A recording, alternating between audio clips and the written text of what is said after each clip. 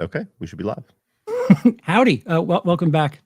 This is like a part 2B to the previous stream, but things happened as I was about to leave. And here's Cody to BS further. How are you, sir? I'm pretty good. The most important person in any chat. Yeah, I'm doing pretty good. I got my South by Southwest ranking that took over my life for the last couple of days, trying to bounce between family time and editing. And then I got into the edit and I was like, I really don't like about a third of this. So then I had to re-record it last night at like 2 a.m. Oh. You ever get to where like you're doing the 31 on 31 or something with a big ranking and you realize that you're like halfway through the list and you should be transitioning into more positive, but you're just really bitching about every movie and just focusing on the negatives.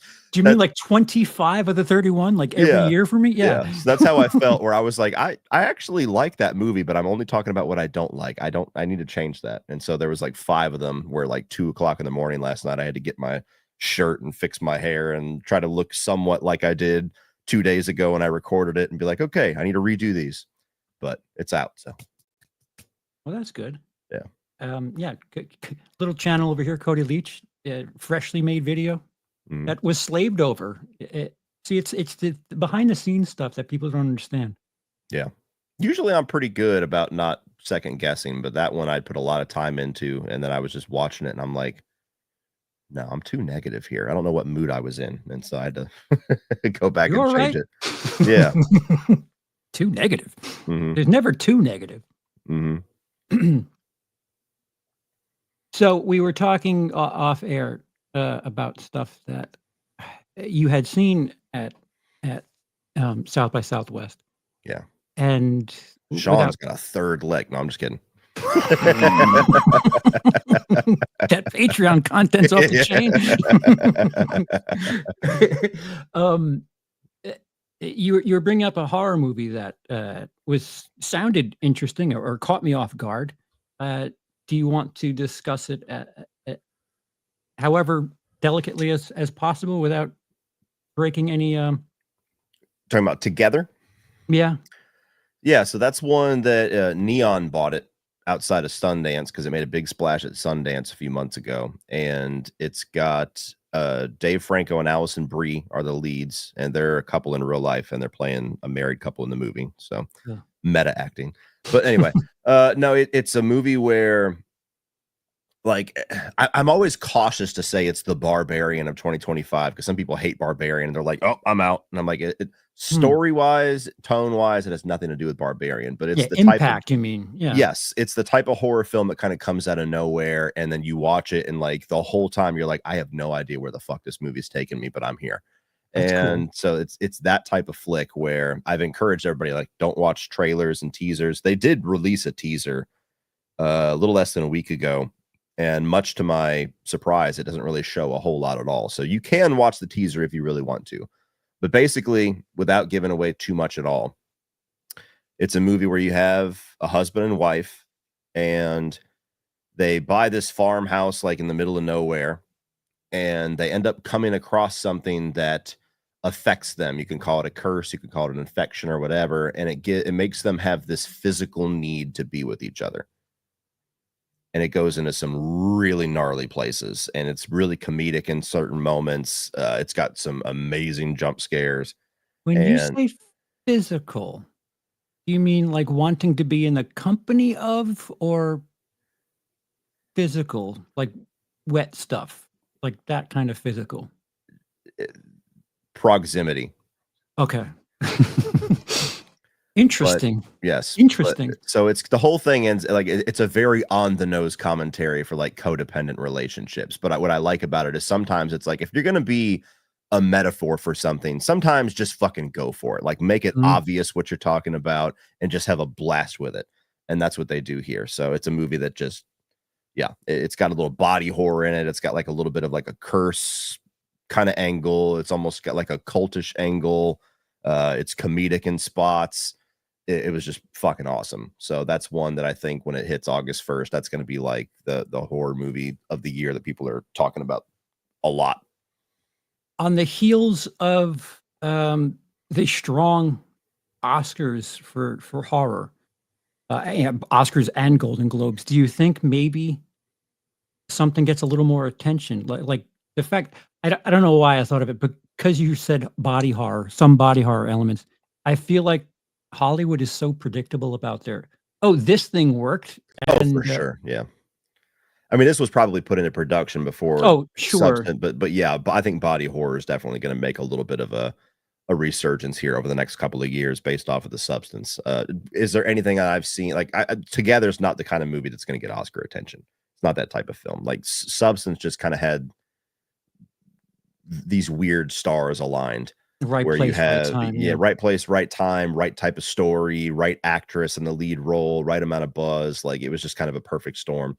I don't know when we're going to get another one of those anytime soon. Well, one could hope. Hmm.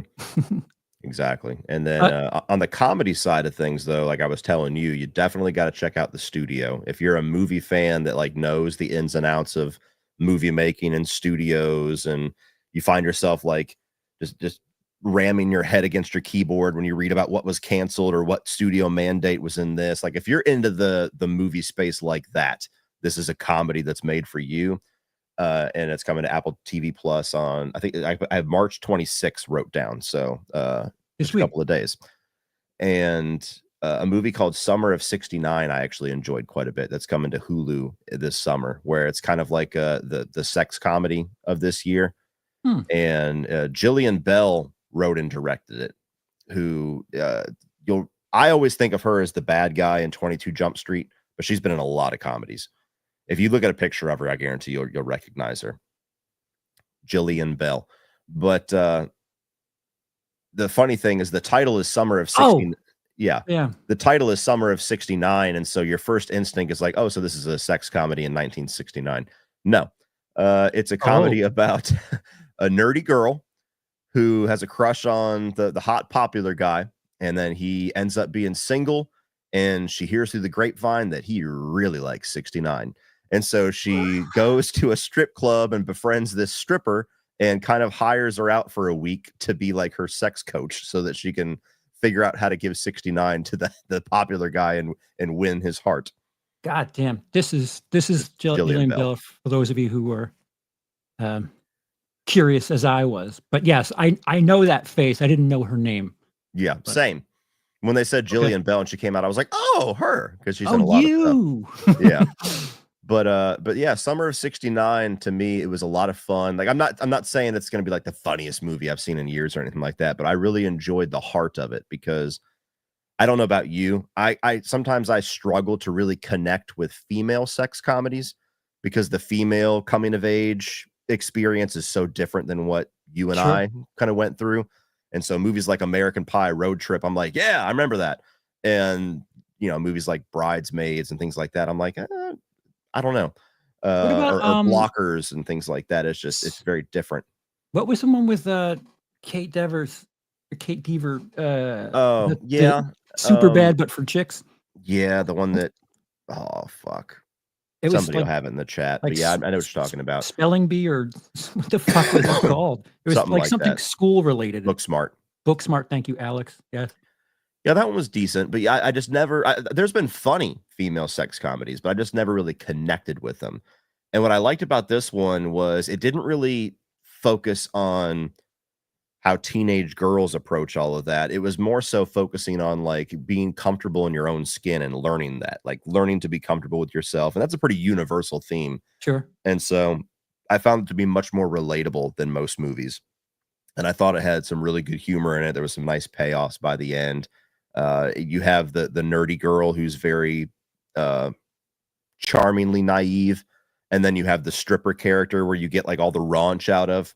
Mm-hmm. So I had a lot of fun with that one as far as comedies. Dude, anything comedy at this point, it's just like, please give me hope, I'm please. telling you. So the studio gave me hope. The studio, like I watched it and I was like, oh, okay, maybe we're crawling out of the rubble finally. Dude, have you seen Ted? Have you seen the Ted TV series? I watched a couple of episodes and I enjoyed it. I didn't get as hooked as everybody else Okay. seemed to. And I loved the first movie, Ted. Mm-hmm. Maybe I just wasn't in the right mood for it or something. But yeah, I liked it. Yeah, I watched Ted like is in the list of movies that I would reference in like the last couple of comedies that felt like real comedies before we just kind of hit our drought. And you had Ted, you had This Is the End, a couple more there from like 12 to 15 years ago. Do you not count Game Night because it's not really R-rated? I need to rewatch that one because everybody talks so highly of it, and I remember watching it. And Dude, not you like thinking, Clue, so it's just I it's know, interesting. yeah. Sometimes it's just you don't watch the movie in the right mood or the right night, and it just fucks especially comedies. If you're like, I don't care, I don't Yeah. fucking care. Trying to make me laugh, motherfucker. Color. Gaz, 349 New Zealand monies. Thank you. Cody, have you seen Lake Mungo or Kill List yet? I have not. I'm not familiar with Kill List. I know Lake Mungo is one that I haven't gotten around to. I'm not familiar with Kill List, though. Marcy, 89 DKK, Donkey Kong Corner. 89 dicks. For the underrated filmmakers of Hollywood, Shane Black, The Nice Guys, S. Craig Zoller, Brawl in Cell Block 99, Scott Frank, Walk Among the Tombstones, Joe Carnahan, The Gray. Is there a question there, or thank you? Are you asking to choose one, Marcy? For the Maybe they're just making a statement. Yeah, I mean, I would agree. Shane Black is brilliant, and he's been at the writing side of a lot of our favorite movies, and doesn't really get recognized as much as I think he should. And curiously, has been just like missing ever since The Predator ate shit. I think he pissed somebody off with that. I'm telling you, S. Craig Zoller. I mean, that's more of now you're getting into like the indie side of things, where I think he's got a lot of respect in the indie game. He's just not a mainstream guy.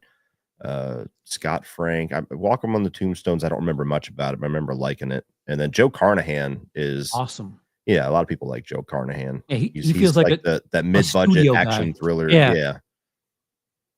I without any sort of guilt, I quite enjoy A-Team, and me too. I kind of wish they had a second one, but Joe Carnahan's a shit as far as I'm concerned. Thank you. Oh wait, I mean, this was my favorite of them that they made. Okay. Oh, okay. Your favorite Shane Black movie, Cody? Oh, I mean, are we doing just his directed movies or his written movies? Because if wow. I'm doing his written movies, it's no Long Kiss Goodnight for me. Shane Black directed movies. Maybe The Nice Guys. Yeah. What is it? Kiss Kiss Bang Bang, Iron Man 3, The Nice Guys, and The Predator. Am I missing one? No, I don't think so. I'll double check while you look at the next one, but I'm pretty sure those are the only ones he's directed. S. Craig Zoller. He's got a bunch of those fucking Bone Tomahawk, right? Something called Play Dirty, which is to be announced that he directed with Mark Wahlberg. That's supposed to be coming out at some point, I guess. But yes, I was correct. Those are the only ones. Yes, I would say The Nice Guys is his best if those are my choices. Brawl in Cell Block 99 is my favorite of Craig Zoller as well. Scott Frank, I am unfamiliar with whatever else he has done. So let me see. I'm taking Bone Tomahawk on Zoller. Scott Frank. Oh, he wrote Logan.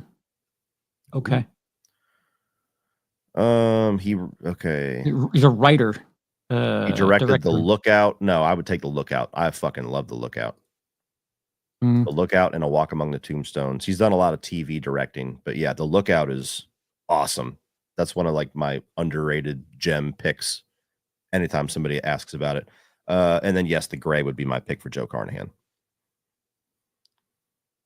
Really? For Carnahan? Yeah, I love The Gray. I might go either Smoking Aces or the A-Team. But fuck you, me and Marcy outrank you. So it's fair. So before and money pays. Before I shut down the previous stream, I was talking about me discovering 4 years worth of angst on the internet about Last of Us 2. And you kind of chimed in, and I'm curious because I know that like once I started playing the second game last year, we never really discussed like things around the game, but you're okay with the second game, right? I love the second game. I have from day one. So I've Okay. been on the firing squad, getting the internet's bullets ever since that game was released. I think 2 is brilliant. Like the first game is always going to be my favorite just because it means a Mm, little bit more to me. I've played it more times, but I think the second game, gameplay wise, certainly surpasses the first game, and story wise comes very close. It's a very challenging game that I mhm. understand why it was abrasive for some people and why they weren't really ready for it. And, it wasn't the easy sequel, Right. but I kind of loved that about it. And I was never somebody like there was none of the big controversial decisions they made in the game at no point ever angered me. Like the only one that came close to kind of frustrating me was when the game pivots over to Abby's perspective. And it was only because I lost all of my upgrades. Like and I'm just a whore for that. So like I'm the guy, looking in every fucking drawer, and I'm gonna upgrade the shit out of this person. I'm gonna get the platinum trophy. And then halfway through the game, it's like, fuck you, start from scratch, bitch. You don't have anything. And I was like, what the hell? Here, help this And, zebra. yeah. And so like it was like, oh, I'm probably gonna play with her for like a chapter. And then it's like literally almost the entire second half of the game. And so that was the only part that I was like, oh, I don't know about this. But story wise, they absolutely won me over, which was the whole point. Yeah, after I finished it, like, I sat with it so much so that I'm like, "Oh, I need to take in so much more of this." Um, I do have a hiccup with the way they told that story. I feel like if they're going to do it in this series, and I don't know if they would be so bold to do this, I think the Abby storyline that happens, like, parallel and backwards, I would almost open the first 8 hours of the game with that, catching you up to that moment, and then maybe go crisscrossing when Abby gets picked up by the people that I'm not trying to spoil the TV show here, so you know what I'm saying. When she gets picked up by someone, that's where I would kinda maybe interweave the storylines, Hmm. and I don't know, like, it's not that big a deal for me, but I guess it's the one thing where I was like, eh, not for the reasons you're talking about. I was fine with helping the zebra without any ammo, but as far as the story is concerned, I was like, "Oh, that's odd." And there are 2 other moments that you do on opposite ends of the spectrum where you're taking part in a fight, um, and you're controlling one character that at that moment, maybe you're not on that person's side. Mhm. That was, like, difficult to do with, like, "Oh, here, hit this button to do something." And it's like, I don't want to do that. And then at the end of the game There was a lot of memes of people just purposely losing that section and staying the end. Yeah, but conversely, on the other side, you have the parallel of that, and it's like, I don't wanna do this either. This like, Mhm. it's so powerful for a game to, like, do that, and, Yeah. I get why people have issue with it, but as far as, like, narratively speaking in a show, I'm intrigued to see how they play that out because uh, I don't know if you replicate that, like, one for one, or I'm intrigued to see how they take this, and, some of the things that I saw complaints about were troublesome, like, Bella Ramsey doesn't look old enough, and, here are some actors that could still play Ellie, and it's like, they've got their Ellie. Um, what like, did you watch the 1st season? And does her performance matter at all? Because Bella Ramsey was incredible in Yeah. that 1st season, and it's ch ch perfect for different reasons, like, okay, yeah, we have Ashley Johnson for the 1st game, like, the voice and all that shit, or the games, but now we have something for television, so why is there still this longing for something that I don't wanna put it on the gaming community, but why are they so attached with looks and only looks? Yeah, I don't know. Some of them really are. It's a weird one for me. Like, and I was concerned when season 1 ended. I think I said it in my review at one point. Like, Bella Ramsey is one of those actors that looks a lot younger than what she actually is. Mhm. Um, Yeah, she has one of those faces. Yeah. yes, and I was concerned about, I wasn't sure what the turnaround on season 2 was going to be. I didn't know if it'd be a year later or whatever. And I was concerned about, hey, when they get to this story, are they going to be able to make her look fitting for Ellie that's 4 or 5 years older? And I think one of the ways they're getting around it, like they cast Caitlin Dever as Abby, who is also somebody who looks young. Mhm. And so I don't think it's going to be as much of a problem as people are trying to make it out to be. Like, they've got I'm forgetting the actress's name to cast to play Dina, and they look about the same age for the little tiny snippets we've seen in the trailer. Mhm. And she certainly looks to be similar age to Caitlin Dever as far as the characters are concerned. Abby's not going to be this giant Hulk in this one.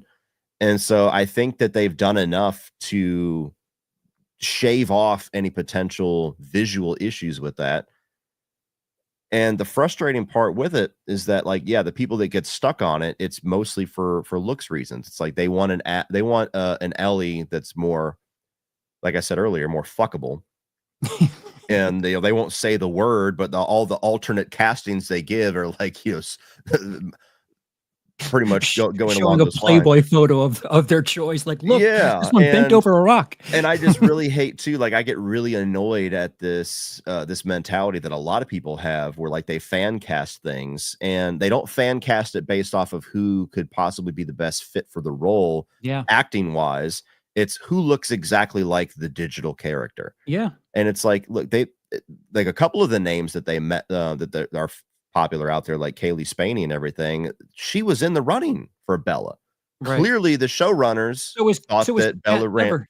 Yeah, yeah, exactly. And clearly, the people who were doing the casting thought that Bella Ramsey was the best choice. And based off of her performance in season 1, I don't have any reason to think that they fucked up. Which Eh, the funny thing is, Neil Druckmann is part of that process. Like, so, yeah, like, he chose Bella Ramsey. So it's like, what is the person who had the vision for this game was like, yeah, that's what I want. yeah, exactly. And you don't know what they're testing them for. You don't know what they did chemistry reads for. Like, maybe Bella Ramsey had way more chemistry with Pedro Pascal than the other girls. Maybe they didn't have the right emotional range that they wanted. They couldn't nail the angry side plus the emotional side. Like, you don't know. They just Yeah. go off of looks. They go, oh, look, Kaylee Spaney looks just like Ellie in the game. She would have been much better. Like, that's the Right. only reason. And it annoys me to no fucking end. It, Like, it you can fan cast things and be like, oh shit, yeah, Willem Dafoe does look like he would play a good Joker, doesn't he? hmm, But until you see it in live action or you have a comparison that you can have a base for, yeah. that's as far as the argument goes. Yeah. You could have a Jared Leto situation where it's like, oh no, less Yeah, when please. he was cast for the Joker, didn't that sound perfect? It was like, oh fuck yeah, the guy that just won an Oscar, he's weird. Yeah, perfect. And then you see the first photos, the grill, and you're like, oh, maybe not. And it's funny that people forget that, like, there was that lawsuit situation with Elliot Page where Hmm. people forget that, you know, someone was close enough a look that they were, that there was a court case and it went pretty far. Uh, I forgot what the hell I was going to say in regards to shit. I just drew a blank. I'm totally sorry. Yeah, I don't know. I was Oh, the most recent thing, or one of the most recent videos I watched, was issues with, Abby's character being so muscular, and, um, like, that's kind of a meme that, like, people will have, like, the Hulk with Abby's head on it, Yeah. and this is the same group of people that I think would complain about, not showing someone go through training, but I feel like based strictly on Abby's look with the muscular physique. They show Abby younger where she's not that. Hmm. And then when you find out that she's, on a mission for 4 years, like, is that hard to believe that someone would just be fucking tunnel vision on, "I need to be ready to make this fight." So, of course, someone who's, like, sole thing they're thinking about is getting revenge. Wouldn't it be kind of, like, easy to accept that this person's been working out for 4 years? Again, it all goes back to some loss of femininity in their eyes. Like, Okay. when a lot of these these guys want a muscular female. Like their Cap is like Linda Hamilton, Terminator 2. Like somebody who clearly has got a little bit of muscle, but is still like hot, is Still, yeah, still very feminine. And so you strong have but fuckable. you have Abby. And I'll admit, I thought that they went maybe a little too far with her physique in the game. It never bothered me too much, but I think you could get the point across without going so on the nose with it. But go ahead.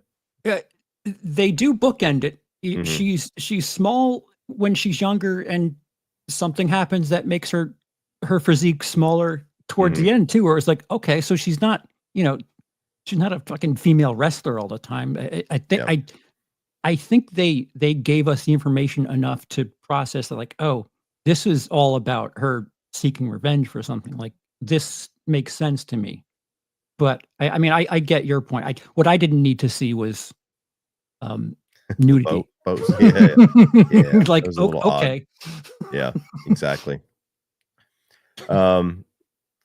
Yeah, I'm totally fine with them going the direction, whether it was because they just had to because she was the best casting, or they probably, I'm sure they probably were looking for somebody that wasn't going to have this physique. Having Caitlin Dever or whoever they decided to cast be a little bit more unmuscular. I can't think of the word. But yeah, I'm totally fine with that because I think there's going to be plenty of ways for them to convey that with her performance and with other ways. Maybe they show her just like obsessively weapons training or something like Yeah. that. There's a dozen other ways that you can convey obsession Yeah. without having her look like, Ronda Rousey times 5.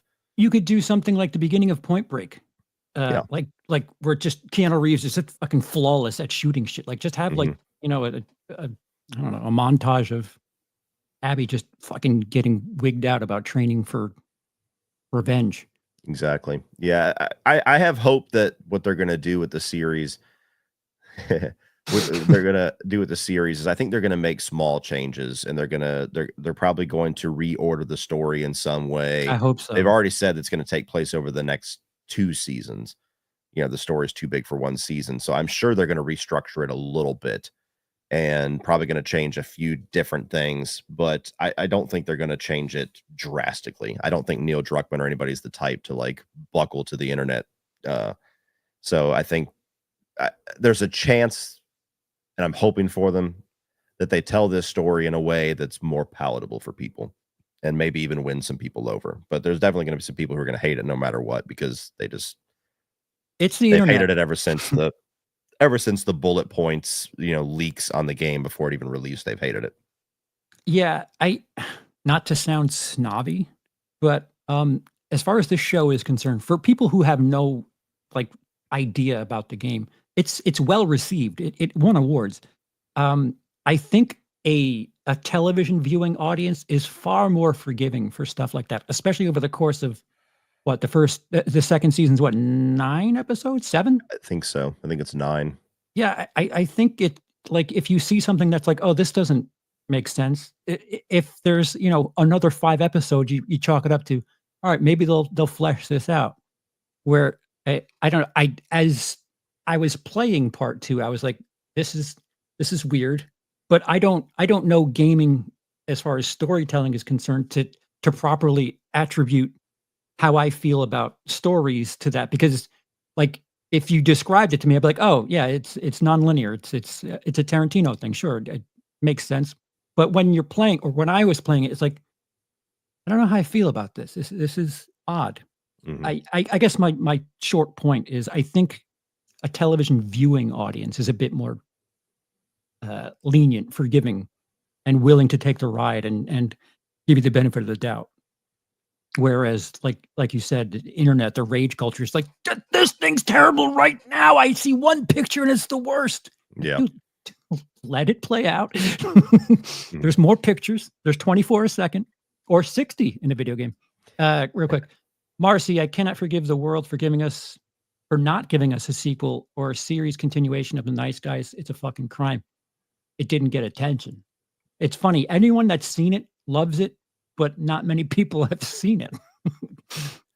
Yeah, that was, I remember that when that came out and it bombed, it was a big surprise because everybody in our circles was like, "What the fuck? It's awesome!" And Mm, I think it's just hard to market a movie like that, especially at that time. I think it would do great now. yeah, you get Uh, Ryan Gosling now in there, the people are going, yeah. yeah.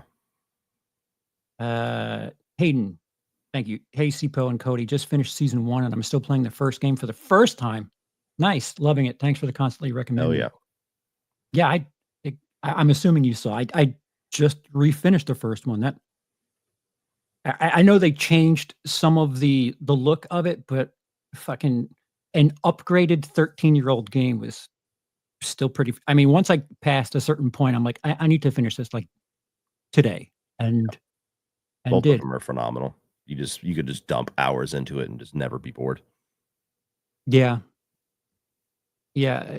I probably should reacclimate myself to beginning of 2 because the last time I played the beginning of part 2 was last year, and my memory I could have played it in January, I would have forgotten it, so Mhm. maybe I don't know if I want to spoil the show like that, like, I don't wanna set up these expectations because for the 1st season, I was like, I know the key points, and kind of what you're talking about before, like, episode 3, something that we had no real knowledge. I mean, we had some knowledge of that relationship, but what they gave us based on things that, we had, like, a little morsel of, so fucking incredible. Yeah, and And they're doing that with this season with Joey Pants. who is which character is he? So in Last of Us 2, when you have Ellie and Dina going off in the horses before the first big thing happens, Mhm, where they end up in the room with all the pot and they're making out on the couch and then people find him there or whatever. There's a mhm. guy, Eugene, that they keep referencing, and they show a picture of him, and that's his place, and he's went missing or Oh, whatever. So they're gonna have a whole episode or more, but I assume it's gonna be similar to episode 3 where it's a whole episode and Joey Pantoliano is gonna be playing the character. that's Joey Pants, you can't go wrong with him. Mhm. And, like, the tweak they did with the brothers towards the end of season 1, I mean, it's very similar, but, there's a distinctive trait about the younger brother. It was like, "Huh, it's a bit more emotional. Mhm. I'm somehow more attached to this." Yeah. Yeah, I'm excited for what I know and, think I certainly trust them for things that, they're gonna expand on or create. Mhm. Um, Cody, thoughts on Saw 11 cancellation? Just insert that clip of William Hurt from History of Violence. How do you fuck that up? Yeah, it's so frustrating. Like, we were talking about it before we went live, and, like, I was one of those people, I was so off the Saw train. Like, I enjoyed Spiral, it wasn't a complete hit, but, I enjoyed that one, and when they announced Saw X, I was like, "Dude, I don't fucking care. This is the 3rd reboot in a row." Like, yeah, cool, you finally realized that Tobin Bell should probably be the lead actor in a fucking Saw movie. Great. 10 movies in, you figure that out. But I just had no faith in that movie and I loved it. It was easily the best Saw film for me. And so on Ever? one, yeah, Still? uh, yeah, for Hmm. sure. And on one end, if that ends up actually being the end of this run of Saw, that's a damn good note to end on. But Hmm. it's gonna piss me off forever because they very intentionally leave a big chunk of the story in Saw X unfinished with the antagonist character. I think her name was Cecilia, Mhm. because they intended on that being a multi, 2, 3 film little square off between those 2. And now if we don't get that, it's just left there. Just this woman who caused all this death and all this pain, this the biggest antagonist as far as John Kramer is considered, and he just leaves her in a room. That's the end of it. That's not satisfying. So I hope they're gonna figure their shit out. Like, it feels like Saw is too big for them to just be like, "Oh, well, we can't agree. I guess Saw's dead." It just doesn't feel like that's what's gonna happen, but stranger things have happened. I hope it's something a bit more than just they can't see eye to eye because it when you think of Hollywood and producers and the lengths they go to waste money, in the horror universe, it's a little different. Like, if you don't see eye to eye, do you not like money? Because Saw 11, you'll get your money back at the very least. Make something you don't exactly want to or meet halfway and, figure something out. It's Yeah. the same thing as, like, Friday the 13th. It's like, "Guys, you're just leaving money on the table. Why are you fighting over this for that long? Mhm. It just doesn't make sense because if it is about like control of financial aspects, which I hope it's just like storytelling shit. Because it would suck if it was, I don't know. It that has always been a take $10 million and turn it into 40. It's just like a lock, and especially like you said, 11 was something that was like, hey, this is actually kind of good. Mhm. What else you got? It just doesn't make sense for. I don't know. Horror is just so anti-Hollywood sometimes, and it's. Yeah. I mean that as a compliment and a curse. It just fucking frustrating. Mhm. Um, and Leprechaun was announced this week. It was? Apparently, I don't know if that was a joke or what, but apparently a new Leprechaun was announced. I was hoping, That is the thinking, first I'm seeing or hearing of it, so okay, I'm very, very curious on the I might have validity of fallen that. for a joke. It was Otherwise, St. Patrick's Day a week ago, so yeah. Um, Cody also made a good vid of his pitch for Saw 11. How long I ago was did. that? Not too long after Saw I X came did. out. Take it easy. You already have the compliment. When I was still milking the tit. Like, "Saw's hot. Let me make videos of this franchise I've always bitched about." What was your premise? Oh, fuck, dude, I don't remember, but it was basically like I kinda saw it as, the second film was, like, gathering the apprentices, and so it was like a story like that where Oh, he's gonna be gathering everybody, including, my all of the least different favorite guy. apprentices Yeah. that we've seen once and kind of closing up all the loops. I don't remember specifically. I would watch it and be like, "Damn, that's a good idea." But, I, Let me get in touch with this guy. Oh, wait, this is yeah, me. exactly. But it was something along those lines. So speaking of, I guess, news, have you seen the fucking clown car of actors that keep getting announced for Dexter Resurrection? Yeah. I don't think there's too many left. Yeah, Um, you have 4 left. That's it. Get them in there and whatever. yeah, How do I you think they're going to do that? Because it's too many at this point. I don't know because it just completely depends on, like, are these actually just gonna be small roles? Are they just gonna be like the kill of the week characters? Is it gonna be just a really fucking stacked cast? Like, I don't know, but Dexter has never really been that. So I'm only concerned Mhm. because it's new territory. Like, they usually have 1, sometimes 2 major guest stars, and that's always been their thing. And yeah, they've got like what, 7 or 8 at this point, and Yeah. eh, If you take 1 per episode, it's like, oh, it's like that's the idea I thought, like, if you have, like, every week be some sort of big bad, like, that makes a bit more sense. But David Dismalchin, at this point, is a bigger deal than, like, a featured actor. mhm, Some of them, like Steve Sherpa, yeah, people know him as the fucking guy from The Sopranos. I don't know. Like, he makes more sense as like a temporary throwaway. Very New York, so that I guess makes sense for what they're doing. mhm. But some of them, I mean, they opened with Uma Thurman and And Kristen Peter Ritter was Dinklage. Peter Dinklage, Doogie Howser. Like, there's Yeah, a lot. Kristen Eh, eh, Stewart, not Kristen Stewart, shit, Ritter, Kristen Ritter. I feel like there's a couple more that I'm forgetting, but yeah, it was like every week was a new name. yeah, yeah. And I just hope, considering what we got from um, Original Sin, Sarah Michelle Gellar Wasted. felt like it. Yeah, I was going to say stunt casting, but I don't know.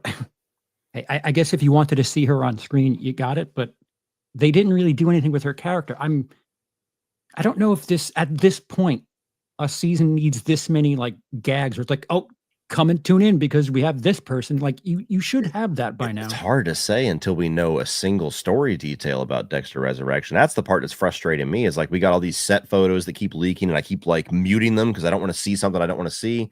And you got all these guest actors added, and I'm just like, I don't even know what the fuck the story is. Like, Mm, what are we doing? Like, he's alive? Is he getting out of jail? Are we in prison? Is he just on the run? Like, I need to know more. Like, he's hanging out in New York, so he can't be too much on the run.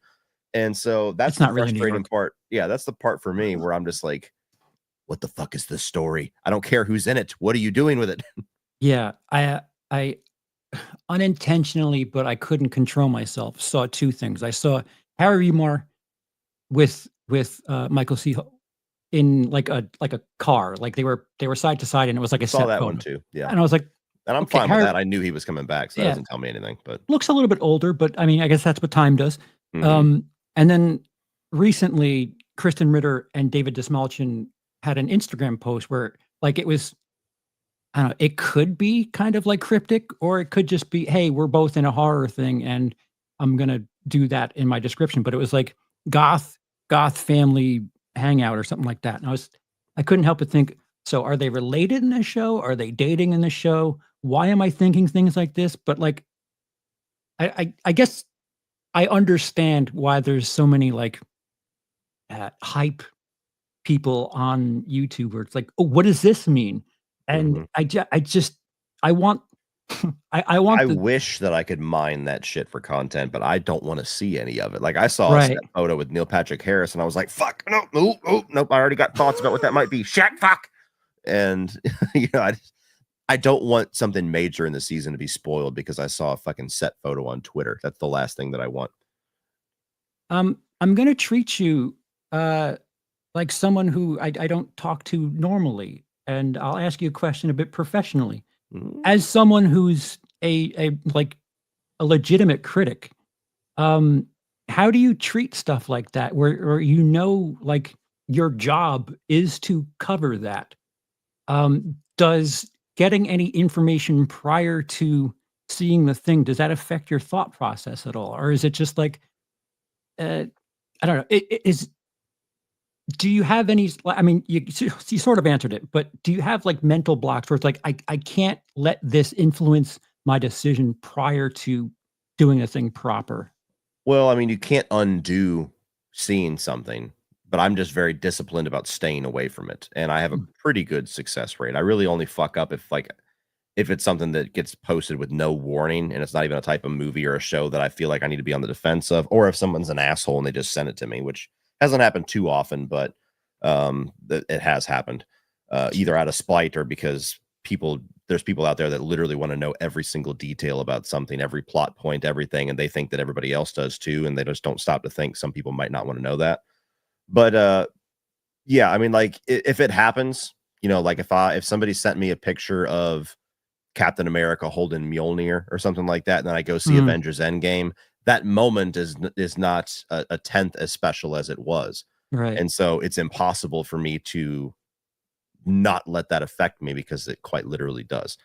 All I can do is just try not to look at it. So like I've muted Dexter on Twitter because there's like Dexter groups that like every single set photo they're retweeting and oh it's probably him doing this and look at the ties on his clothes and like they want to put it all together before we even get a fucking plot synopsis. Mm, And I could do that for content if I really wanted to, and I'd probably get a lot of views for it because that market of people sure. are they're not small, Right. but I refuse to. I just don't want to be a part of that, and I don't want the show to be fucked up for me and have a bad experience just to get some views.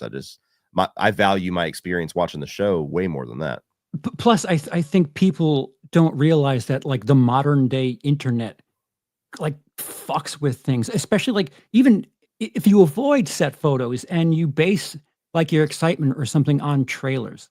And, I mean, I every fucking 3 movies, they'll show you something in a trailer that's not even in the fucking movie, where it's just like, Mhm. "I was excited for this thing. I'm expecting it. I watched the whole movie, didn't get it. Movie sucked." And it's like, yeah, but you based your excitement or opinion on something that you didn't know what it was just yet. Mhm. That's another weird one that's hard. Like, especially with horror, I try not to watch trailers anymore, specifically to just alleviate that problem. But even Blumhouse is the outside of that, worst. oh yeah, it's terrible. But even outside of that, there's been times where I think it was Jason Bourne, the last Jason Bourne movie, where them just taking an alternate cut of a scene kind of fucked you up. So like there's the big scene in the Jason Bourne trailer is where he's like off in the desert doing like a little fight ring thing, and he walks up to a guy and just takes him out with one hit.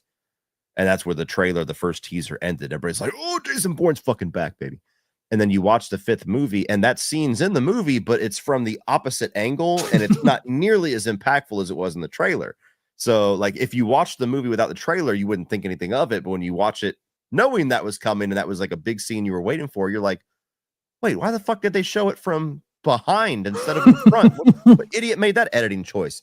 And so it's weird. It's weird how that works. And even like in comedies sometimes, like Death of a Unicorn is one that I watched at South by Southwest. And one of the things that I said in my review is the best jokes are in the trailer. And it's hard to kind of mold that into a valid criticism of the movie, because the movie's, you know, the trailer is not the fault of the filmmaker, but it's a piece of your experience that you can't not listen to. You can't like, you know, negate. And so it's something of a signal. If someone hasn't seen the trailer and they want to like go to it for the comedy reasons, then I guess all you need to do is watch the trailer. Yeah. I don't know if that's, I mean, it depends. It depends on who is receiving that message. Mm-hmm.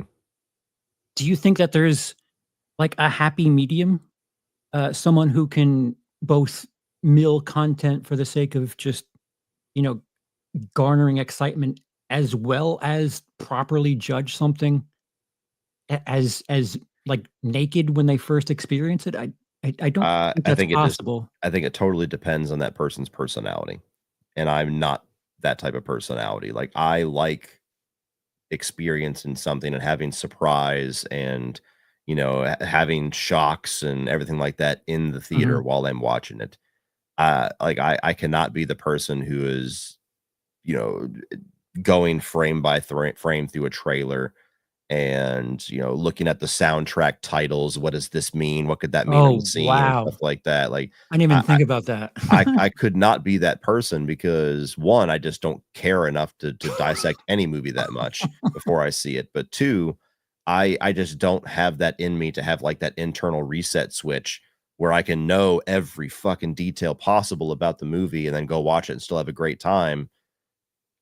To me, it would always negatively impact my experience. And I know that. So in order to be fair and not be, you know, a guy who's grading movies and has all this baggage that I'm walking into all of them, I purposely just stay away from all that as much as I can. Yeah, I don't know if you were there earlier when I gave you credit for it, but you've managed to balance covering movies and, you know, discussing news and things, and still keep that, I don't know, realness that like, as someone who talks to you outside of YouTube, I don't see very much of a performative nature to things like the guys, you'll never believe who's found on set doing this and that. And like, you know, people that lean into, okay, this makes money, so let me do this. Yep. And I respect that about you. I just feel like someone probably could do that, like fucking flip a switch and. Oh, I know that they're out there. I know people that have that do all that stuff and they still end up loving a movie and act all surprised. Maybe they're just great actors, or maybe that's just the way that their brain works. I just know that mine doesn't. You know, like I don't like knowing anything. And so that even some, hey man, I want you to check out this movie. This thing happened. I'm like, just what's the plot? You know, like, you know, I'm not somebody that wants to hear the best scene in the movie to market it to me and to get me to watch it, because then, you know, and I'm the same way when I tell people about it, where I'm like, just know this and then check it out. Trust me. Yeah, I think you've gotten very good about well, being professional about being a critic, and I don't know. I'm glad that you are working in your lane and not really doing something that you don't want to do, or not is not fitting for your character. I can't be fake. I just can't do it. Right. And I mean, we've come across people that they're definitely something different for the camera. And and yeah, I mean, I guess it works for certain people. With that, did you see the trailer for Happy Gilmore 2? Yes. Excited? It's exactly what I expected it to be. Really? I mean, it's just a teaser. I'm not expecting to like this. I'm hoping that I'm going to walk in with negative expectations and I'll be at least be pleasantly surprised. I don't think there's a shot in hell that I'm going to love this movie. So Mm. far, all I'm seeing is, I mean, it's just a teaser that just sort of shows clips, so I can't judge it fully. But just from what they've announced, it just feels like it's going to be uh, famous athlete cameo porn. You know, they're getting golfers in there. They're gonna have Tiger Woods in there. They've already got the Kelseys in there, even though they're football players. And I don't know, like Adam Sandler is friends with everybody. And so it just seems like another one of those movies where it's just going to be like, look who it is, look who it is. And they haven't sold me on the story yet, so I can't really judge it. I assume it's going to be some, decades later showdown between him and Shooter McGavin, but I don't know. Until Adam Sandler delivers a great comedy again, I always expect that whatever comedy he's doing is probably not going to work for me. His comedy just hasn't really evolved. No. And so, and Netflix, ever since he's been on Netflix, I haven't seen anything at all that I've enjoyed from him. So he's got a No. lot of talent. I love when he does things that are dramatic, but I just hope for him to go back and do something like Happy Gilmore 2, which is like one of his most popular films of all time. I just hope they really took their time with the script and really waited till they had something special and is not just cashing in on it. Yeah, I what I got from the trailer was like, "Hey, the gang's back together. Here's fucking this person and that person. Remember this person from the original?" And like Ben Stiller's in there, and it's like he he had 2 lines in the original. I Mhm, think you're playing on heartstrings where I don't think Happy Gilmore, short of what he did for his grandmother, wasn't really a heartstrings movie. And there's no chubs, like legitimately. mhm. Uh, it And I don't know if it's gonna work because it seems like just a little bit that I've seen seems like the older, mature Happy getting pulled back into the game, and part of the charm of Happy Gilmore was that he was fucking belligerent. Mhm. You know what I mean? He was getting, all the cuts of him just like beep, beep, beep, beep, beep, beep, beep, and getting in fights with Bob Barker and stuff. And so maybe that'll be in the movie. Maybe he'll get pulled back into it and the old Happy will come out. But if it's going to be like old sentimental Happy, I don't think that's going to nail the Right. character at all. It's going to be weird. Yeah, and well, like you said, I don't know, uh, if we've seen Adam Sandler be a comedy Adam Sandler, especially, like, if for what it takes to be Happy Gilmore as a character. I don't think he has that. I mean, we kind of saw it in, the Safdie brothers movie, but it's a little different. What's the matter? Oh no, I'm just looking at my lights over here look like they were flickering. I couldn't tell if it was just the way the Oh. camera was processing it or the actual light was flickering. I've been having shit break around my house the last couple of days, so I'm like on defense. I'm like, motherfucker, what now? Uh Cody, Adam Sandler is not friends with me. He hasn't called me up to be in the movie yet. That's why they're bad. I'm not in them. That could be Well, one reason. I'm sure it is. uh, yeah, I just can you name a movie that was a sequel decades after the fact that worked? And forgetting the fact that Adam Sandler has not mailed a comedy in. I know there's been at least one that was surprising, but I only ever think of the bad ones because that's what most of them are. Where it just feels like we were waiting forever and ever and ever and ever, and they finally did it, and it was like, nope, nope, you waited too long, and then you definitely just kind of picked whatever script was there.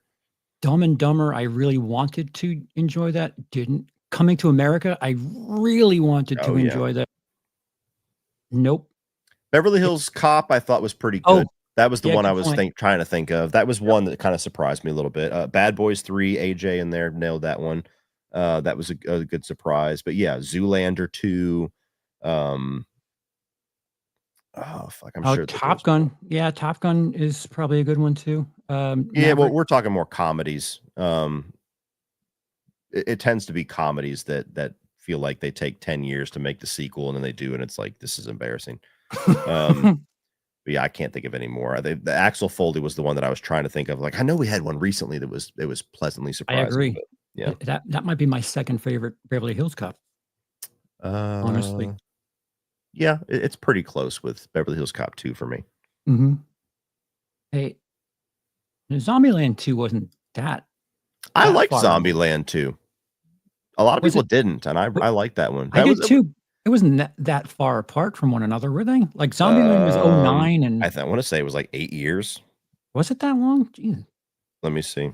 Zombieland 2009, Zombieland Double Tap 2019. It was 10 years. Holy shit.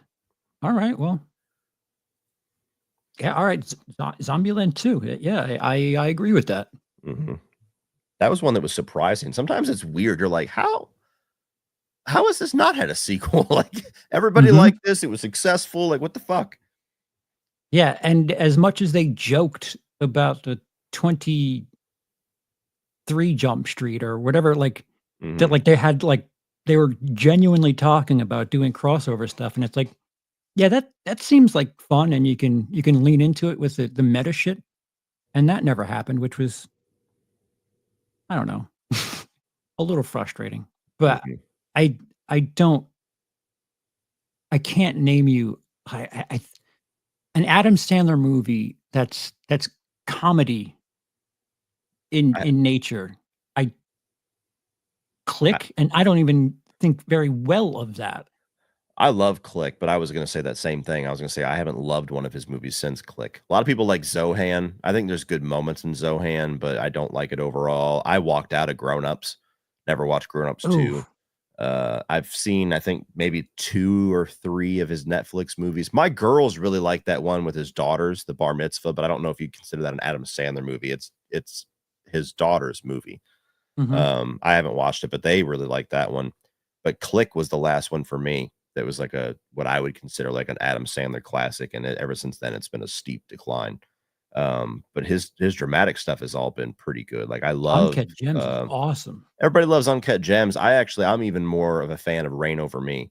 I think that's his Mm. best performance, and that's a really underrated movie. Have you seen Men, Women, and Children? He's in that. No.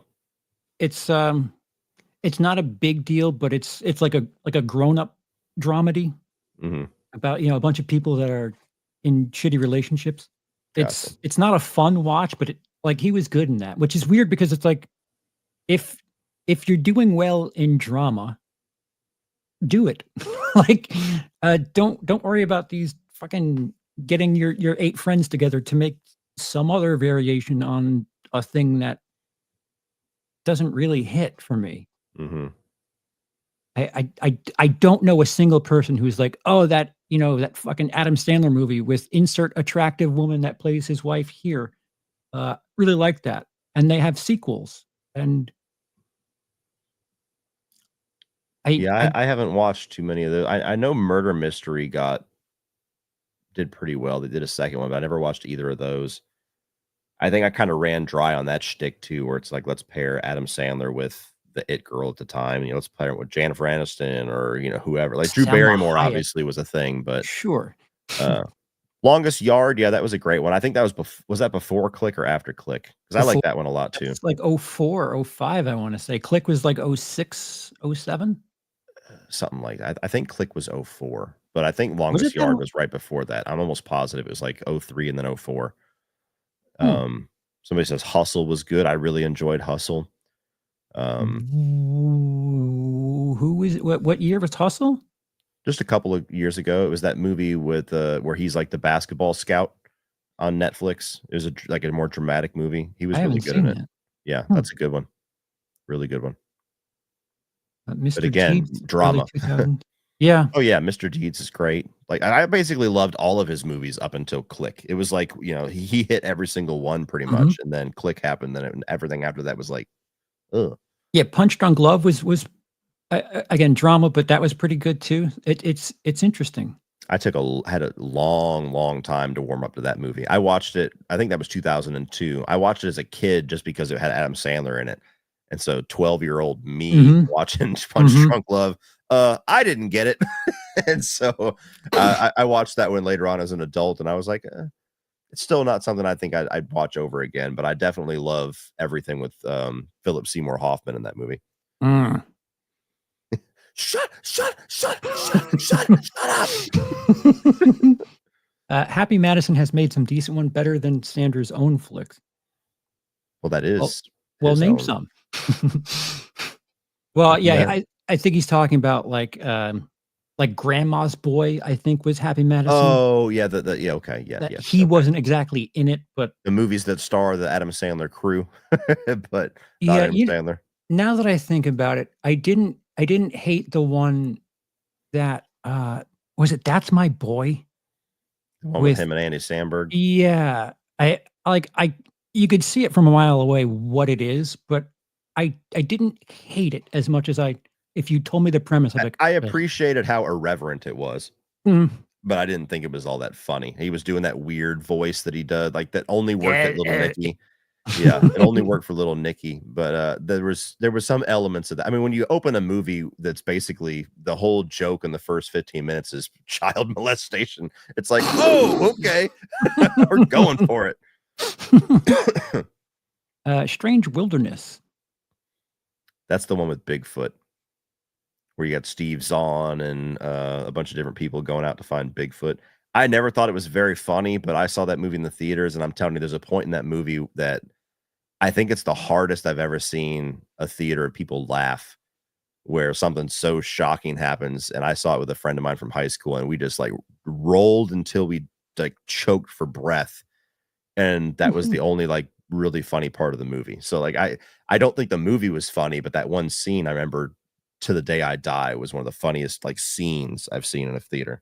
I either love that or hate that when a movie like I Mhm. don't wanna watch it for the sake of watching the movie, but there's, like, one bit where it's like, "Mm, this is quite fun." Yeah. The House Bunny was them too? I I like liked that that one. movie. I like that one. The eyes are the nipples of the face. Um, That's My Boy is funny, super filthy movie. Mhm. Oh, yeah, and, He's got the fucking tattoo of New Kids on the Block, and they're all stretched. Like, "My body grew." oh, He got a yeah. tattoo when he was, like, 10. Who was Sandberg's wife in that? Was that Alison Brie? Oh, no, I don't it wasn't her, Who but I the don't fuck remember was any it? I don't remember. I know it's a person I've seen before, and Mhm. fuck me. I don't I really liked how, uh, the teacher in the flashback when Adam Sandler was a kid, that he slept with is Susan Sarandon's daughter, and then when they show her in prison as an adult, it's Susan Sarandon. Thought that was a cute little detail. She's still quite a looker. Oh, yeah. Oh, yeah. Um, would Adam Sandler good be could Adam Sandler be a good psychopath? I think the sky's the limit for that guy with dramatic work. I think he's incredibly talented with that. Yeah, I'd love to see him as a bad guy. Who's in the new Safdie's film? I don't know. Shit.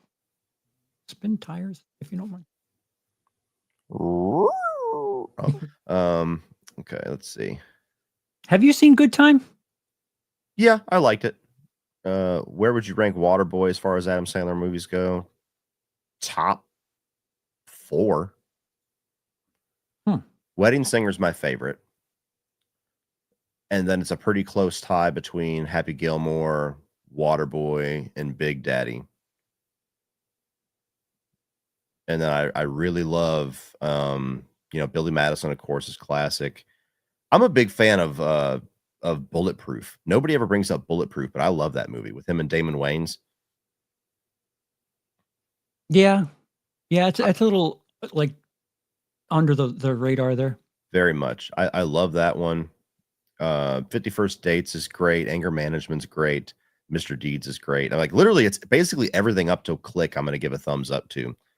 But my top Mm. 4 definitely would Waterboy's hard number 1, and then Happy Gilmore, Waterboy, and or Wedding Singer is hard number 1, and then Happy Gilmore, Waterboy, and Big Daddy are all kind of fighting for second place. Yeah, Big Daddy's got that, like, heart that sneaks up on you too. Very much. So the Smashing Machine is the new one from the Safdies, and Oh, it's yeah, The Rock. Dwayne the Johnson. Yeah. I didn't know that was them, but yeah. I'm curious about that. He's got that, and he's got the new Scorsese movie where he's the lead. It seems like he's finally giving a shit again. We'll see. Yeah. If Martin can't get him in shape, then nobody can. Yeah. I think The Rock's got a lot of talent. It felt like he just kind of got stuck in that. I'm just going to make, Complacent. yeah, that complacent blockbuster game where it's just like, dude, every time I see you in a trailer, I'm just like sick of your thing. Yeah, like going Fucking back to what we were Jungle talking about. Cruise and shit like that. I'm like, come Well, on, well, man. well, that and his like processed image that Yeah. that he does on social media. It's like, dude, you don't believe any of the words that you're saying, and I can tell. Like Mhm. you're such a fucking plastic shit. Be a bit more endearing. Like Yeah. someone pointed out the fact that like he's eaten at some fast food joint for the first time like once a year, and they're like, dude, you're lying. You said this 2 years ago, and like what? Why? Why does that matter? Why you? It's just weird to be. It's wild to me when I see some people are like, I'm eating this for the first time. And it's like, how have you gone 25 years without McDonald's? Like, you know what I mean? It feels so ingrained in our culture that it's like, you have to really go out of your fucking way to not have any of that stuff. Like, Guys, it's have you heard of wild. milk? This is crazy. Yeah, no. It reminds me, like, there's like an episode of King of Queens where Jerry Stiller discovers salsa. And he's like, have you known this shit? Like, this exists. Like, you can eat it with chips. And That's pretty funny. yeah. What do you think about Little Dicky? It leans on more of the guilty pleasure side of Adam Sandler stuff, but I still love it. I was the right age for it when it came out. If I watched it for the first time as an adult, I probably wouldn't like it, but I got a soft spot for it. It's Yeah, like the only movie where he's doing the weird voice that I can tolerate it and enjoy it. I think the fact that I enjoy the music that's in the movie helps. Like, I Yeah, think if it's like I don't know, Enya, if it's like some musical shit that I'm just not really into, it might make it a bit more difficult. But because I was into the music that is in that movie, it's a bit more tolerable. I'm a little more. it's I'm a got a big. lot of heavy metal flavor to it too. Like, Mhm. it's not all that, but like the whole attitude of it, where he's introed with Van Halen, which is not heavy metal, but Am, same point. am I imagining that Dio is in that? No, it's Ozzy's in it. Who's his father? That's Satan. Harvey Keitel. Well, that's not Dio at all. What the fuck? All Yeah. right, yeah. Ozzy has a cameo because like his angel mom gives him this little orb, and it's like you'll know when to use it. And then he's facing off with his brother, and he smashes it, and then Ozzy comes out, ha ha ha ha, and then he's like, Ozzy. That was cool as fuck. Whenever that happened back in the day, though, when like watching that with my parents, it was like, hey, it's fucking Ozzy. uh, great. It's just not my thing, man. I can't get into Enya. Maybe the later stuff is a little bit better, but I don't know any of that shit. Mm. Um, I have a hot take. I do not like The Rock in anything besides The Mummy Returns and the Scorpion Barely in King, that movie. which is the one with the shitty. The Mummy shitty Returns, CGI where is. he's the scorpion thing at the end. Yeah. Yeah, Scorpion King. That's an interesting take. I don't hate one of the Jumanjis. I don't remember which one, but Probably the first one because the second one's very diminishing returns. He's good in that one. I really love him in Fast 5, and I still enjoyed him for, the next couple of Fast and Furious movies, but it got old quick. Fast 5 was the best one. I love The Rundown. The Rundown's awesome. I think that 20 he years. w Oh, yeah. yeah, that was, like, his first big leading role past the Scorpion King. He had a couple there that was interesting, like, Driving was pretty good with him and Billy Bob Thornton. Mm, Snitch was pretty good. Walking Tall, I really enjoy. He's hilarious in what's the Get Shorty sequel be with cool. Be Cool. He's pretty damn funny in that one. Mhm. Like he's good. Like I was really a fan of his for a while after he kind of exploded on the scene. It was like he was like the big, Yeah. the The big action guy, yeah. new action guy. It was just after faster, excuse me, not driving. I always fuck up the title. Um, but yeah, once he got into that where like he was the top grossing actor thing, and all of a sudden it's just like easy, dispensable blockbuster over and over and over and over and over with a Fast and Furious movie in between. It just got old. I read something that like like some of his rules for being in movies, like he can't lose a fight or something like that. And it's like, dude, you're an actor. Like those are like wrestling contract things. Like in wrestling, they have like this thing called creative control where like they get to decide when they lose a match or whatever. Like they have final cut on losing the matches, but like that's not really, it's not conducive for, you know, acting in movies. Like, what do you want to be the guy that always wins? That's awful. Yeah. Southland Tales is a guilty pleasure. I can't get into that movie. It's a little much. I can't get into anything that guy made after Donnie Darko. Even that, going back and watching Donnie Darko, like I saw like the director's cut or something like that, and I'm just like, yeah, you just what? You made it worse. Yeah. And Doom. I always liked Doom. I'll agree with him on that one. That's a guilty pleasure. It's a shit adaptation of the game, but it's a fun, bad movie. Vin Diesel can't lose. Oh yeah, isn't that like part of what broke down in the Fast franchise? Like, I have no idea what broke down between them. It's such a weird fucking dick measuring contest between those two. Yes, The Rock would have been perfect for the late 80s, early 90s. Mm-hmm. And can you imagine like Con Air with The Rock in it? Fuck. That'd be interesting. Mm-hmm.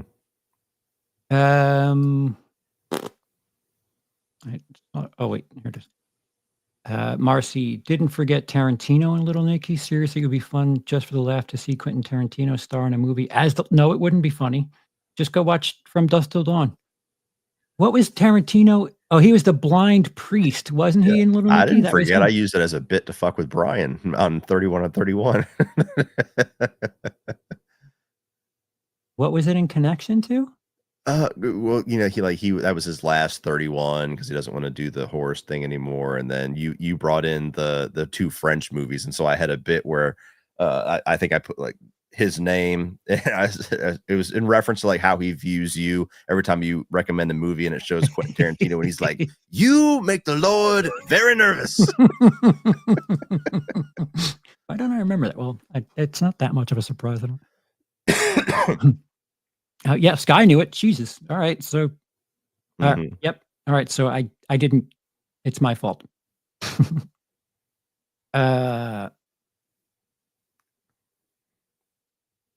I wrong? He was a blind preacher, right? Yeah. On the topic of Tarantino, your favorite Tarantino movie? Well, judging by your avatar, my favorite. I mean, it's a boring answer, but Pulp Fiction's my number one. My number two would either be Inglourious Bastards or Django. Pretty sure. Mine's Inglourious Bastards. Inglourious Bastards is like top 10 ever for me. I'll get it, Marcy. Sorry.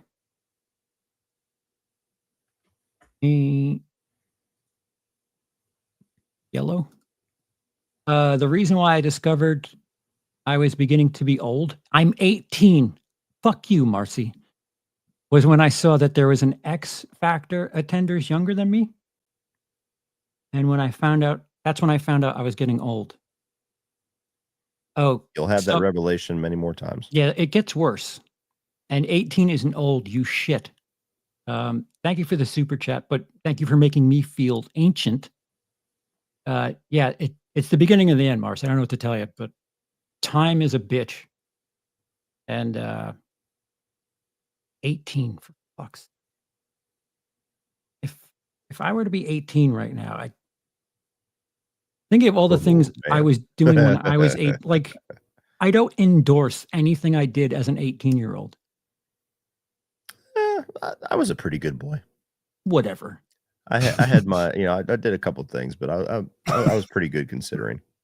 I was the guy that the moms would be like, "I'm just glad he has a friend like you." Like a little bitch. I let loose in my early 20s.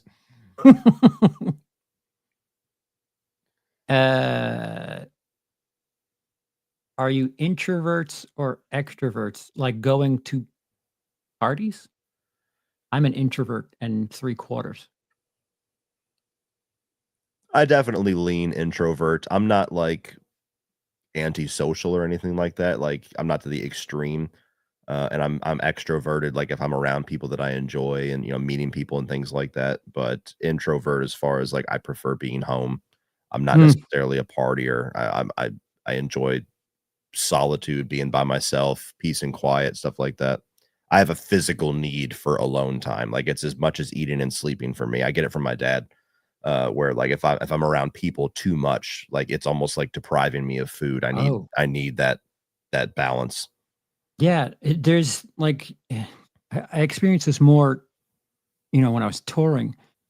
Uh, you know, not the performance on stage so much, but like the talking to people after the show. Like that to me was fraudulent because I just don't care. And like doing that after a while, like talking to people that you don't really know and like trying to act like your best self, it like made me tired. Like I genuinely lost energy. And that's the case like with anything where like you're putting on this front. Anytime I'll be experiencing it soon when I travel and go to the airport and try to not look like a fucking terrorist and just, "Hey, I'm okay, right?" Like that shit, it just exhausts me after a certain amount of time. So I have a a a mental issue with speaking to people in public. So there's that. Mhm. Uh, since I'm 18 and getting older, I'm already at my deathbed now. Jesus. And Dice is already dead. Um, there was something else I just saw, and where the fuck did it go? Son of a bitch. Oh, have you seen The Rivals of what is that? Amzia King? The Rivals of Amziah King. It's What is that? the new movie with Matthew McConaughey that I saw at South by Southwest. That was my number You 1. told me about that too. Yeah, we talked about that, an hour and 17 minutes ago. Good job. But, yeah, I mean, it was fucking incredible. Does it have a release date yet? I don't think it has distribution yet. Now, it's going to get it because it was the one movie at the festival that got a standing ovation, and, it got a lot of buzz from that, and a number of everybody that I know that saw it, that was their number 1 at the festival. So I'm gonna see it and DM you, be like, "Oh, Cody, you gotta see this new Matthew McConaughey yeah, yeah. Have you heard of this shit? Amzia King? Oh man. But yeah, no, I haven't seen anything about it getting distribution yet, but I would assume it's gonna be one of those movies that probably gets its distribution by the end of the year because it's definitely the type of movie I would expect to get some awards talk. Huh.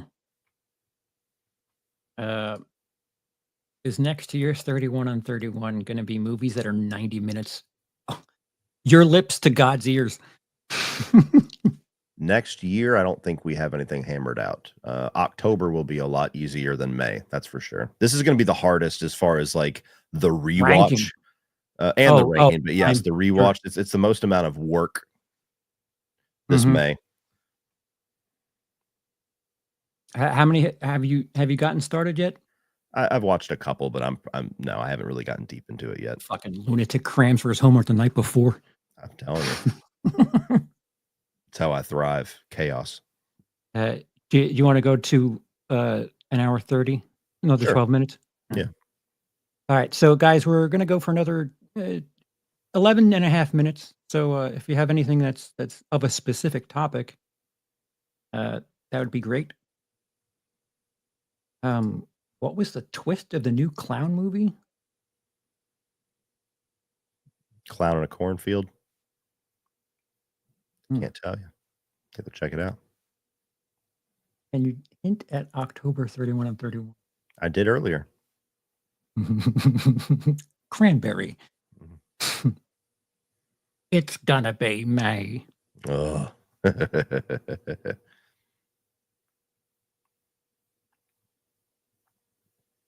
What can you ask something? And I mean, everyone in the chat or Charles or Cody doesn't matter. Whoever knows the best answer, if you'll say yes. Huh? Yeah, that's confusing, Nanette. Just ask it. Um, is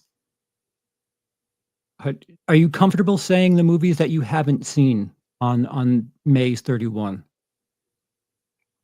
That I've never seen before, period, or just haven't Yeah, rewatched? there's a couple, isn't there? Yeah, there's like 4 or something like that. Hang on, I'll pull it up. Da, da, da, da, da.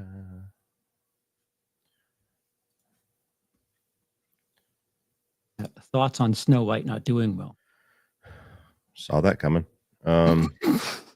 Let's see here. Sicario 2, I've never seen before. These are the 2 that's going to get me in trouble. I've never seen Lock, Stock, or Snatch. So I'm curious to finally check those out. Sorry, Brian. But yeah, I'm curious to check those out. Once Upon a Time in America and A Bronx Tale, I've never seen those. So that's what, 5? Once Upon a Time in America, Bronx Tale, Lock, Stock, Snatch, and Sicario 2. Those are my full-time watches. I'm interested. Once upon a time, I'm going to piss people off, but A Bronx Tale, I'm intrigued to hear what your opinion is because I rewatched it and I'll just say it's not going to be very high for me. But I'm interesting. Well, I said this earlier or in the private group that one of the movies that takes place on the West Coast, kind of, I had a much fonder memory of it, and well, And that memory was correct, you son of a bitch. I know what movie you're talking about. I remember you told me that. I'm like, I'll get the fuck out of here. Dragging down the average like a fucking anchor, Brian. See, now you know to counteract and go high. Yeah. Here, Me and Rudy are going to be like, pulling the Warriors up with our fucking mic. Come on, top 10, top 10. So I'll give you guys a extra little sneak peek at something that my patrons have seen this already, but this is. Are you familiar with this meme? No. So it's explaining the joke sucks. So Exhibit, it's like it's a meme from all the when he was on. The fuck was the name of the stupid ride? Yeah, Pimp My Ride. He's like, yo, I heard you like fish, so I put fucking fish in your car. I hope someone who looks at this understands the humor in it.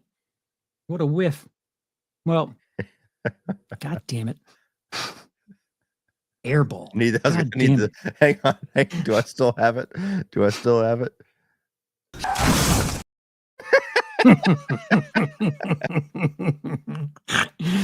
I know you guys have a lot of patience with my humor, but it was worse. Someone's emergency contact. That's dark. Cody, will you review the Final Destination film? Yeah, I'm going to review them all and rank them when the new one comes out. I've got it. Let's see.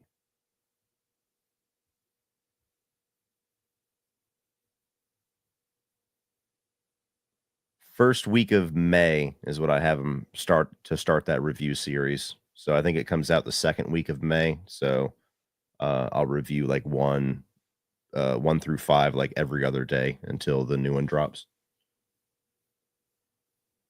An interesting franchise. Donnie Brasco doesn't get anywhere near the attention it deserves, even in a list so elite as the 31 and 31. I have fond feelings for it. That's all I'll tell you. I mean, Gavin, don't give Brian and fucking Rudy ideas. Oh wait, I'm not up to that yet. Oh, does that count? I guess it technically could. I'm surprised he didn't try to get it in there, like the first one at least. As soon as we were talking about Scorsese and gangster shit or whatever, like I was waiting on fucking pins and needles to be able to say no, but he never even brought it up. Well, he got his Guy Ritchie shit in there, so yeah, he didn't get greedy. Hey, can someone please tell me what to get rid of my cough? I want to go to bed. Every time I lay down, my throat starts hurting and I start coughing, and I've been taking Sudafed cough drops. I mean, is it a cold? Is it a dry cough? Is it a mucusy cough? Like there's different remedies for all of them. Like I have a little bit of a dry cough that I've had for about 2.5 weeks because I had a bad cold and I just coughed until my throat was raw. But a humidifier sometimes helps. Yeah, Vicks vapor rub. hovering over a sink with the steam coming up with Mhm. it like a towel over your head. That's brutal. I still go back and watch that debrief once in a while just to watch that one part. That's one of my proudest moments where I had that clip collection shitting on critters. I said, "Brian, tell us your thoughts on critters," and then I just had this fucking montage, like, That was during debrief, right? yeah, I do remember that. and Yeah. nobody knew it was coming. I love watching it, and I have the live chat playing because as soon as it's done, all you see is laugh emojis and what the fuck. Thoughts on Naughty Dog's next game, Intergalactic? I'm excited for it. I have no reason to doubt Naughty Dog at this point. They've made nothing but fucking banger after banger, and so it looks good to me. That's another one where, like, automatically because the chick's got a shaved head, I the know same I know fucking that people. image. That's all I know Yeah, is the people have been losing their minds because it's not a fucking, anime chick with giant tits as the protagonist of the game. But no, I'm sure it's gonna be awesome. yeah. Rachel Ziegler shot herself in the foot by acting like a bitch from the beginning. That's all I have to say about that. And everything else around it didn't help. The Peter Dinklage shit, that didn't come off very strong It and was Peter Dinklage, and then Rachel Zegler had, like, 4 different moments. Like, she had the 2 different red carpet moments the same night that they keep playing, and then that she had the one where she was basically saying, like,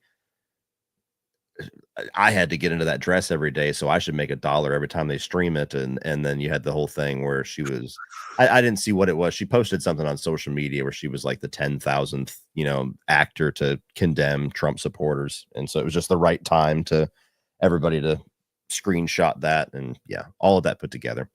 yeah. And what pisses me off is Disney's gonna use one of those things to blame on their fucking tired ass formula. And I think that's the main reason why it's gonna underperform because, yes, there's gonna be people that are gonna boycott it and everything, but most normal people don't engage with that kind of stuff. They Mhm. just see a new Snow White movie. That was the main point I kinda hammered home in my review was I just think people are done. I think at this point, they're like, "Okay, we've gotten through all the classics. Most of them have been mediocre. There's been a couple of good ones, but, we're done with these. Like, new stuff, please."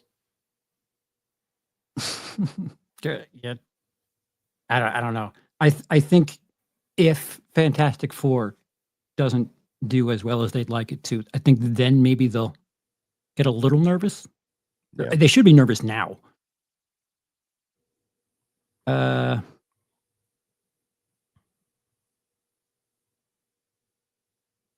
is there a movie that you hate at first but ended up loving it? Hate is a strong word, but my example for this is always the Fede Alvarez Evil Dead. When I Hmm. saw it in theaters, I didn't like it, and I don't know why. I don't know if it was my mood. I don't know if I think I was just expecting something different because the poster and all the marketing, it literally says the most terrifying film of all time or something like that. And I wouldn't qualify that as like a scary movie. It's more of like just an intense, splatterfest type film. And so when I saw it in theaters, I was like, well, it was fine. And then like 2 or 3 years later, I just decided to pop in the Blu-ray and I was like, "This is fucking awesome. What was wrong Yeah. with me?" And I've loved it ever since. I don't really have too many other examples of a movie that I didn't like and then ended up loving. It's a very, very rare thing for me. Yeah, it's probably more common for me to not be in a movie like while it's going on and then somehow get won over by it over the course of the movie. Most recent one was the one you suggested. What the fuck? The guy's a chef, and What You Wish For? yeah, yeah. About 25 minutes, or shit, even Honora. I was like, okay, she likes to fuck. Like, can we have a story, please? Honora less so, but well, actually, they're both kind of the same. Where I was like, I don't know what all the what the fucking hype is about. Honora, hits you in the face, and What You Wish For. Certainly, I was like, why did Cody recommend this? And then once it started going, I'm like, I need to know what happens next. This is incredible. I was on a fucking roll last year. Yeah. Kept Yeah. doubting me, and every time you were like, "God damn, that's fucking good." I think there was like 4 you suggested, and 3 were like fucking bangers. Yeah. Uh, Did this oh, actually happen? I I watched believe that Brian's it happened. Oscars video earlier, and he gave Best Actor to Joaquin Phoenix. Did he? Is that like serious? Did he really? I haven't watched it. I know he did his little Lomax Awards thing. That's the thing that's cute about Brian is because Brian gets so infuriated about like some kind of objective truth when it comes to quality about certain things, but then he'll be the most biased, the most unashamed biased person in the fucking group when it comes to DC or Batman shit. Like, how is Joaquin Phoenix even in the running for that, let alone the winner? Yeah, Brian's we love him. He's an Oh, interesting bird. of course. But this has been something of an ongoing joke for a while. Where Mhm. and anytime you see the 31s come out, and whatever Brian puts in first, he clearly had input in. And there's been a joke about Brian. However, he can get his favorite movies of all time into the list. That's what he does, and Mhm. he does have a very my opinion's objective. Mhm. And he came around on Justice League. Were we all friends at that point where you gave it Oh, 5 yeah. stars? Oh, yeah. Oh, yeah. And it was like, dude, It's the one moment that he wishes that he could forget, where he deleted the video and everything. And it's like, did we'll he never really? forget. Oh, yeah. Like, we'll never forget. As soon as he starts talking shit, all you gotta do is just drop the GIF of Justice League in the fucking chat. It's like, shut up, bitch. Here's Warner Brothers when they call Brian. You're my number one customer. Greg, I absolutely. Ray says I absolutely hated Poor Things, and it became one of my favorites of 2023. Hmm. It stuck with me. I don't know if I would call it my favorite. I didn't get it at all. Have you seen The Cobbler with Adam Sandler? I have not. I'm starting a campaign for a Big Daddy Kane biopic. I don't even know who that is. Yes, he really did. Jesus. Fucking Brian. All right, one last one, guys. Oh, I'm sorry. The other person that enjoyed Joker 2. One more, and then we'll get on the road. I don't know, maybe. Okay. Be honest. Did Brian try to squeeze in a sci-fi or DC in this 31 on 31? Mm-mm. No, we're pretty close. Other than something that Cody suggested this year. Brian month? doesn't typically bring up too many ideas for the theme because the few times that he has, admittedly, I've shot them down pretty hard. But he does like to, when we kind of all somewhat agree on a theme, he just likes to make sure, like, okay, well, if we're doing this, this is going to be in it, and it's all like that's the in Bruges or something. And so I was surprised with this one. It seemed like he suggested the Guy Ritchie stuff. We were all pretty okay with it, and then he just kind of left it at that. He didn't really. I'm surprised Batman or Dark Knight or Joker or something wasn't like, well, that's technically a crime thriller. We're like, no. God damn it, no. Yeah, I'm trying to like it's like a joke, a gag, but I'm trying to think of times where he just this list sounds good. And it wasn't just like, really? It seems like there's always like one where there's stuff that like hasn't come to fruition where Brian's like, "Hey, I've got a thing that totals 31." And it's just like, who the fuck wants to watch that? Do you want to watch that? Mm-hmm. And sometimes I just happen to have watched this many movies. Oh yeah, Let's yeah. do He's had a this. couple of those. Like, I was tallying up the shit that I've watched since Christmas, and there's 31 of these that kind of have a through line. I don't know if who suggested LA Confidential. I'm actually glad that did come up because I finally got to I see think it. I threw it on the list just knowing that Brian was going to mandate that one, and I was totally cool with putting it on there anyway. So I think this one was one where I already knew what he was going to suggest, and I was fine with him being there anyway. So I just got ahead of him and just put them on the fucking list. But yeah, that would have been a Brian pick. Like that's going to be his number one. I can tell you right now, that's going to be his number one. Over the over the Guy Ritchie stuff? Really? I'm pretty sure. Hmm. If I'm not mistaken, I think LA Confidential is like in his top 10 or top 15 or something like that. Like I'm pretty positive. There's the cliche. Yeah. Look at Brian's, top 50 or whatever, and somehow if they're in 31, he suggested it. Mhm. And I'll close by saying this: some people take the things that I've said as like more than jokes. I hold no ill will towards Brian for In Bruges. It was a funny gag for the that bunch of comedy movies because it was like the redheaded stepchild of the group. But I'm done with that. I would hope that you guys don't give him shit for that because it's all in good fun. And sometimes I feel bad for doing inside jokes out in public. And There's never really been a Brian pick that we've been angry about watching. It right, just becomes a bit like even Critters. Like we got through Critters right, just fine. We just give him shit for it because it's like you fucking did this to us, you bastard. yeah. But like you've picked harder movies to get through than Brian has. That's like this last one. I was ready to go all barrels on Brian. All of a sudden, it was like tick tick tick tick tick tick. I had to fucking pivot. Yeah, I really I wish I was there for more reasons than just not being unhealthy because I was curious to hear or see how things played out, especially with the French shit. But We fucking hated it. Sounds like that. I clearly fucking Rudy. He was like, I really enjoy. I can't wait to see what this director has. And it's like, Rudy, you ranked it 30th. What do you mean Yeah. you're looking forward to them, jerk? Rudy the trip. Yeah. So that's it for this little slapdash thing. Cody, what do you have going on your side of the planet?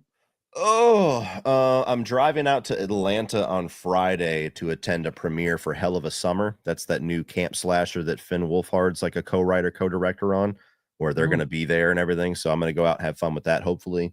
As far as videos this week, they got a lot of new releases out. We got that Magazine Dreams movie with fuck, now I'm blanking on his name because I'm talking too much. The guy that's got all the allegations right now. Creed, Kang. Oh, yeah. Yep. Why am I Jonathan blanking on it? Majors? Jonathan Majors. Thank you so much. So yeah, they got that movie that I'm curious about. That I'm somewhat interested in that Looney Tunes movie, just morbid curiosity. You've got A Working Man, that Jason Statham film, as well as something else that's coming out this weekend. And I'm probably going to do a couple more standalone reviews for the films that I saw in South by Southwest.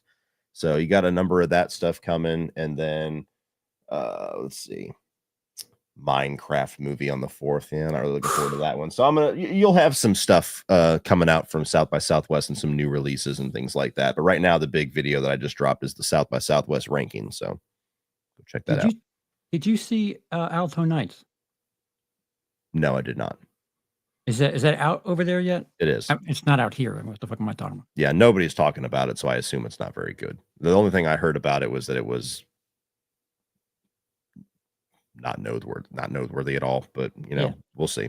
I might check that out. We'll see.